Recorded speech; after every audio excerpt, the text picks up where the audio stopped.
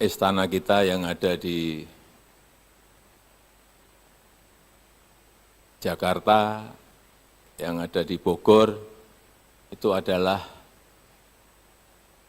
istana bekas kolonial yang dulunya dihuni bekas Gubernur Jenderal Belanda. Dan sudah kita tempati 79 tahun. Di bau-baunya kolonial selalu saya rasakan setiap hari, dibayang-bayangi. Bismillahirrahmanirrahim. Assalamualaikum warahmatullahi wabarakatuh. Selamat pagi, salam sejahtera bagi kita semuanya. Shalom, Om Swastiastu, Namo Buddhaya, salam kebajikan. Yang saya hormati Bapak Wakil Presiden, para menteri yang hadir, Panglima TNI dan Kapolri, Pak Wamen, Bapak Ibu Gubernur, yang saya hormati Bupati dan Wali Kota yang hadir,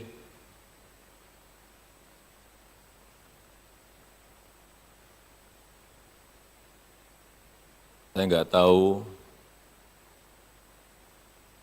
Bapak Ibu kesini tadi, saya tadi bertanya banyak yang sudah tiba di Balikpapan kemarin, sehari sebelumnya juga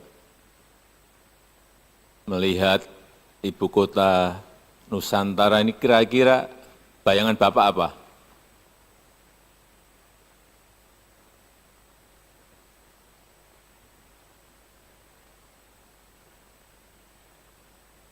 Selamat datang di ibu kota Nusantara.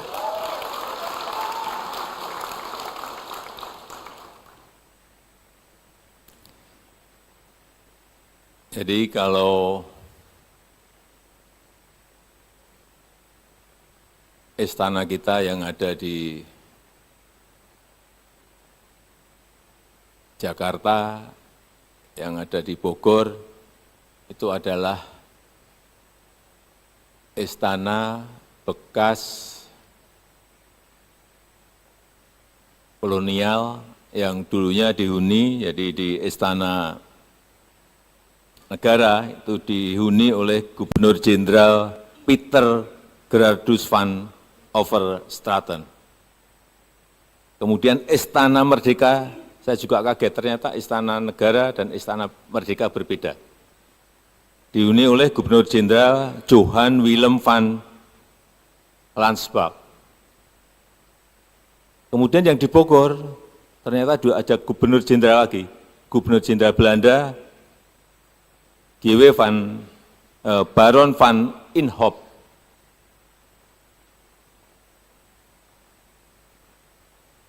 Saya hanya ingin menyampaikan bahwa itu sekali lagi Belanda, bekas Gubernur Jenderal Belanda. Dan sudah kita tempati 79 tahun. Di bau-baunya kolonial selalu saya rasakan setiap hari, dibayang-bayangi.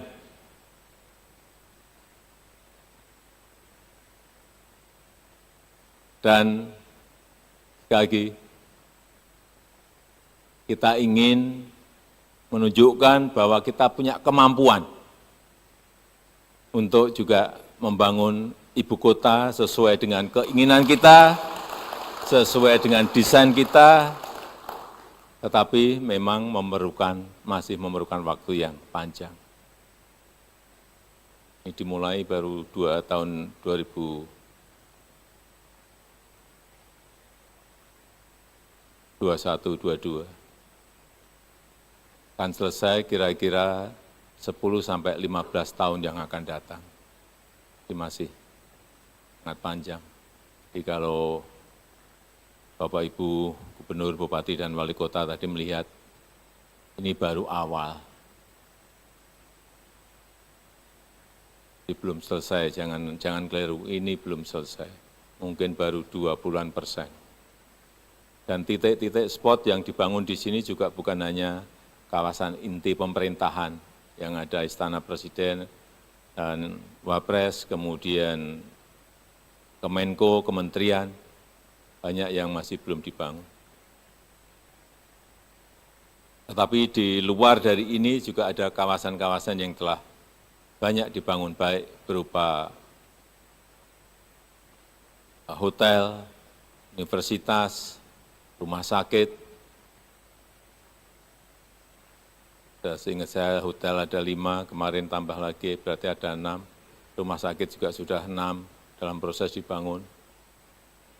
Kemudian training centernya PSSI juga sudah selesai. Dan ada beberapa dimulai, properti, perumahan, semuanya sudah dimulai. Dan fasilitas-fasilitas pendukung lainnya. Saya ingin menyampaikan bahwa IKN ini adalah contoh kota masa depan yang dibangun dengan rencana dan konsep untuk masa depan. Konsepnya Forest City, jadi kota hutan, bukan kota beton. Saya kira di semua provinsi, kabupaten, dan kota bisa merencanakan dan mengkonsep kotanya itu ingin dijadikan kota apa. Saya sudah berkali-kali menyampaikan.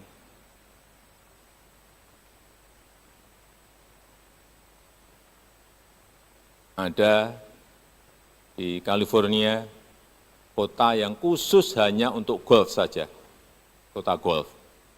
Ada 37 padang golf di sana. Hanya itu, enggak ada yang lain. Kemudian juga ada High Point di North Carolina, ada juga. Itu hanya khusus untuk kota mebel saja. Mebel, enggak ada kemanapun, enggak ada kecualiannya mebel. Ini kita sebenarnya punya kekuatan besar Jepara. Pak Bupati Jepara ada. Bisa dikonsep, desain sejak awal, meskipun tidak selesai mungkin dalam 1 periode bupati atau 2 periode bupati, tetapi perencanaannya harus ada dan detail, hingga matang di situ. Kemudian ini juga kita konsep smart city. Seluruh aktivitasnya ditopang oleh teknologi. Memang momentumnya pas. Perubahan zaman ini pas, inilah waktunya. Baik itu teknologi digital maupun teknologi yang lain-lainnya. Sehingga ini akan menjadi livable city, kota yang nyaman untuk ditinggali. Saya kira seluruh provinsi yang kita miliki, seluruh kabupaten yang kita miliki, seluruh kota yang kita miliki, mestinya arahnya ke sana. Tadi Bapak Ibu melihat bagaimana sebuah kota itu mestinya ada danau kecil atau embung, itu akan selain memberikan estetika keindahan, juga akan menurunkan suhu di sebuah kota. Di sini nanti akan dibangun kurang lebih 60 danau kecil atau embung seperti 60. Saya pun masih menawar ke Pak Menteri PU, kalau bisa lipat 2 kali lebih baik atau 3 kali lebih baik.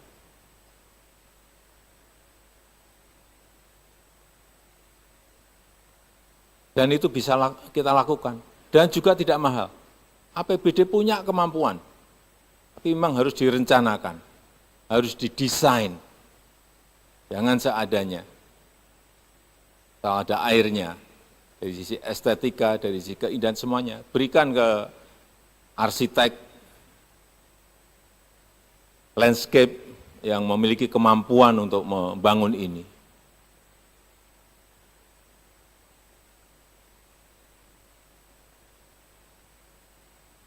Juga di semua kota yang dekat dengan laut, saya titip saja, jangan sampai ada yang membelakangi laut. Laut itu harus kita jadikan halaman, bukan di belakang rumah. Banyak sekali di kita itu tempat-tempat indah tapi malah ditaruh di belakang rumah, di belakang bangunan.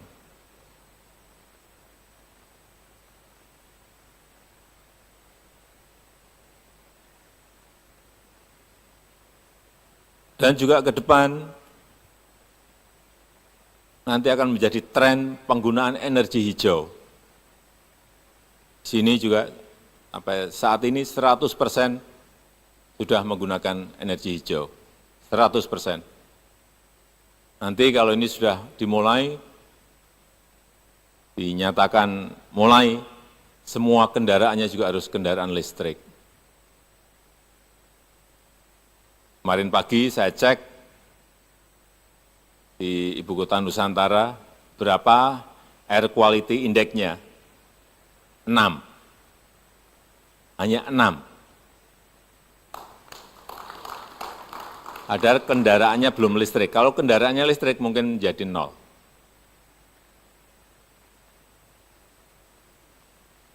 Ya, kemarin kita cek Singapura 53. Maksimal itu 50. Udara yang baik dan sehat maksimal itu hanya 50. Tapi kota-kota kita utamanya di Jawa sudah semuanya di atas 100.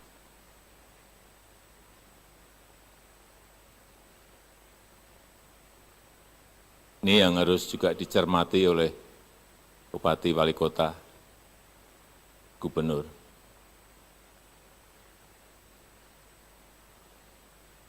Dan untuk menangani itu juga membutuhkan uang yang tidak sedikit.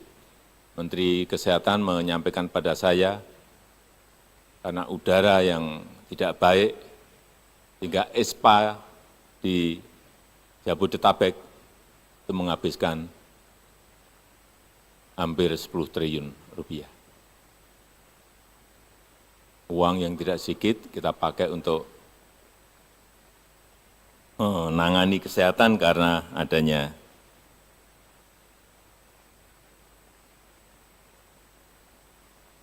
penyakit pernapasan yang kita dapat dari polusi udara yang terjadi di sebuah kota.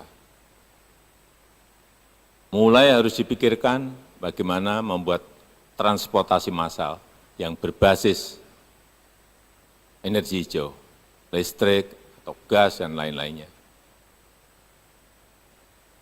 Jakarta sekarang sudah ada MRT, sudah ada LRT, kereta cepat, semuanya itu untuk mengurangi, tetapi juga masih kira-kira air quality index-nya Jakarta 190 sampai 200. Ada maksimal hanya 50. Hati-hati kota-kota yang sudah mulai macet, kota-kota yang mulai padat,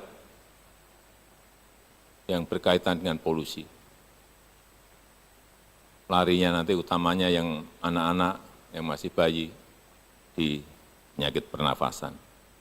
Jadi saya sarankan kalau mau menyiapkan desain transportasi massal, itu ada yang mau kita pakai di sini, meskipun juga belum kita putuskan, yaitu autonomous rail transit. Kalau MRT itu per kilometer, dulu waktu kita mulai, saya masih gubernur, kita mulai itu biayanya, anggarannya per 1 kilo, supaya semuanya tahu, per 1 kilometer itu 1,1 triliun rupiah. Ada gubernur atau bupati wali kota yang sanggup membangun MRT? Tunjuk jari. Bali. Hati-hati. hitungannya hati-hati. Mungkin bisa membangunnya, tapi operasionalnya juga tidak kecil. APBD-nya siap, karena kalau apapun yang namanya MRT, yang namanya LRT, yang namanya kereta cepat, semuanya itu rugi. Artinya harus ada PSO. APBD harus siap untuk mengcover biaya operasional. Saya berikan contoh MRT Jakarta. Itu setiap tahun keluar 800 miliar untuk penuh loh itu, untuk menutup biaya MRT. Betul Pak Heru? 800 ya? Betul. Dan hitungan saya, kira-kira kalau semua jalur nanti selesai, kira-kira APBD harus keluar 4 triliun. Tapi, yang Bapak Ibu harus tahu, kalau nggak ada MRT, nggak ada LRT, nggak ada kereta cepat, itu kita kehilangan setiap tahun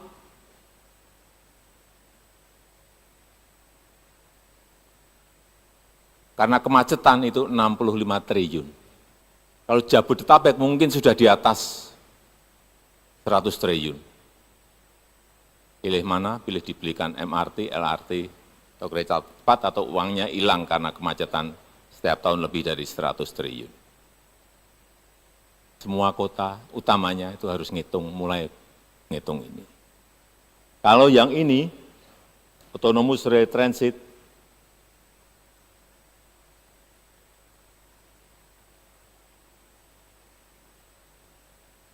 ini memang lebih murah,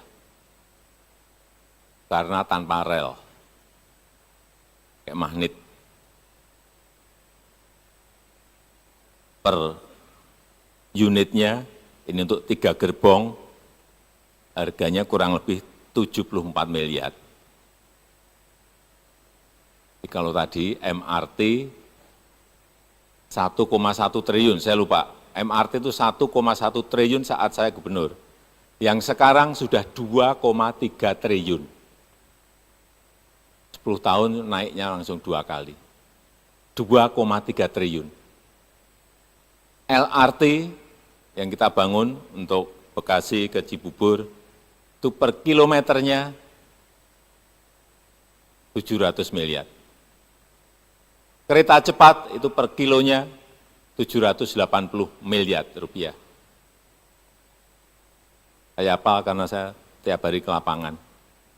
Selalu yang saya tanyakan standar per kilometer itu berapa.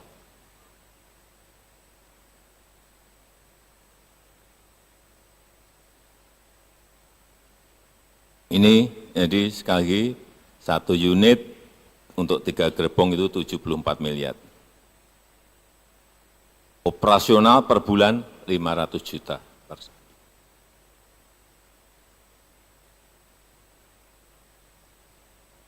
Di kota-kota yang mulai macet, saya kira saya melihat tidak hanya di Jawa saja, di luar Jawa pun sekarang sudah mulai macet. Ini mulai harus dipikirkan transportasi massalnya apa.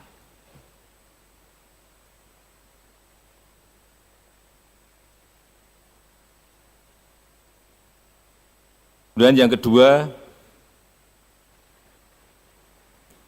tadi saya lupa, jadi di IKN itu sudah ada 55 investor yang sudah masuk, kemudian dalam proses seleksi dan verifikasi, kemarin ada 472 LOI, kemudian diverifikasi menjadi 220, masih diseleksi terus.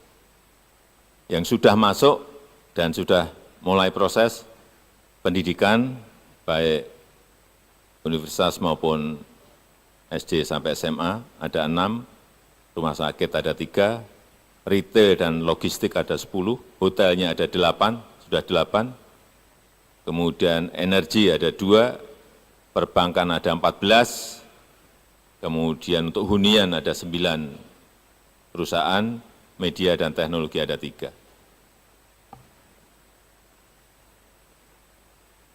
Jadi saya kira Bapak Ibu semuanya bisa meniru konsep kalau memang APBD kita nggak siap, ya model investasi. Tapi untuk menarik investasi itu memang membangun trust, membangun kepercayaan itu yang paling sulit. Kalau percaya di daerah saya, di provinsi saya, di kota saya, di kabupaten saya, punya potensi, punya keunggulan, tapi kok enggak datang investor, itu tolong dievaluasi. Pasti ada yang enggak benar, ada yang salah, ada yang perlu diperbaiki. Yang kedua yang berkaitan dengan inflasi. Saya kira setiap hari Senin sudah berjalan dengan baik, dipimpin oleh Pak Mendagri. Saya ingin mengucapkan terima kasih pada seluruh gubernur, bupati, dan wali kota. Inflasi kita pada posisi yang sangat baik kalau dibandingkan dengan negara-negara lain. Terakhir di angka berapa, Pak? 2,13%.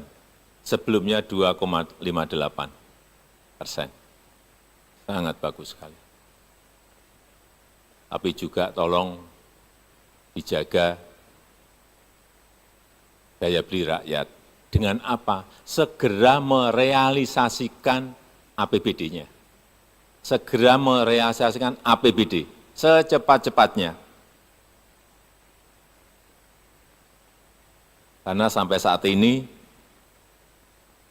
realisasi belanja di kabupaten kota masih di angka 31%. Kecil sekali ini. Uang beredar di kabupaten Bapak Ibu semuanya sangat rendah. Kalau peredaran uang rendah artinya daya beli juga enggak kuat. Segera keluarkan. Ini masih 31% realisasi belanja. Provinsi lebih baik, 41%, tapi juga masih kecil. 41%. Tolong dicek lagi, dilihat lagi, dan didorong agar uang yang ada di APBD ini segera beredar di masyarakat. Sehingga perputaran uang di kabupaten, di kota, di provinsi itu semakin baik. Realisasi pendapatan di kabupaten kota 38%, di provinsi 49%.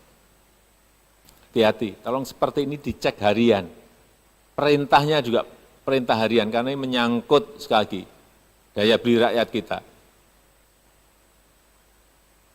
Semakin cepat keluar, semakin cepat realisasi, semakin baik.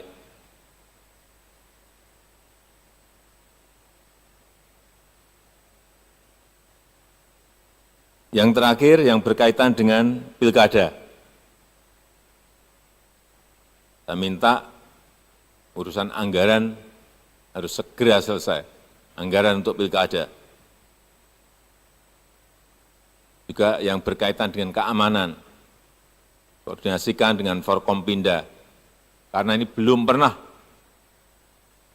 kita memiliki pengalaman untuk melaksanakan pilkada serentak.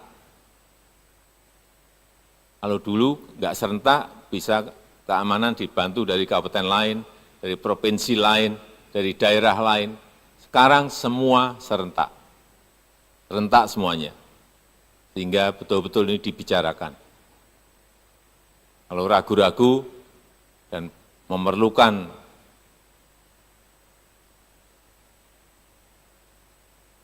tambahan kekuatan agar disampaikan ke Kapolda, atau kalau provinsi sampaikan ke Kapolri langsung. Karena ini menyangkut